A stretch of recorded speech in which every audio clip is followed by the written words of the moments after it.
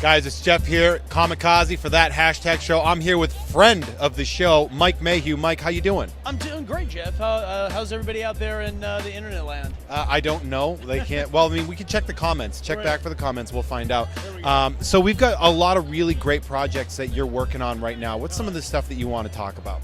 Well, you know, after wrapping up the Star Wars, which is out in trade paperback right now, I've decided to kind of move back into covers, and I'm doing all painted covers now. And, you know, one of my favorite companies out there is Dynamite. I just think they have so many interesting properties and so many cool characters, a lot of which I've been associated with, like Zorro and Vampirella.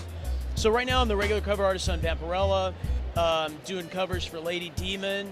I'm the regular cover artist for Battlestar Galactica Death of Apollo, which if you're a Battlestar Galactica fan, it's kind of interesting. It tells the story of what happened between the first two TV series, Battlestar Galactica and Battlestar Galactica 1980. And I've got a Django Zorro cover coming out. That seems like a really cool project. Quentin Tarantino's actually writing it on some level. Really? Yeah, he's plotting it out. So, and then I've got a couple other covers from them also that maybe are going to be announced soon. So the Django and Zorro. Yeah. That's intense. I even tried to get on board that, doing the artwork, because you know, my first comic was Zorro when I first came out.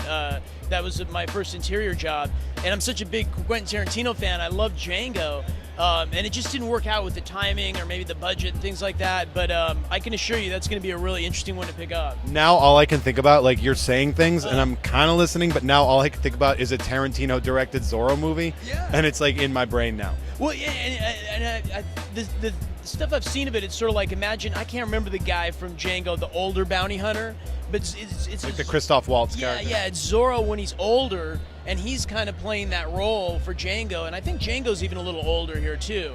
So you know what I'm saying? They're kind of replaying that same role that they had in the film, but with Zorro instead of the Christoph Waltz guy. And you are most well known for your covers. I mean, obviously, it's huge. You know, your print sales. Obviously, we see that. You know, covers.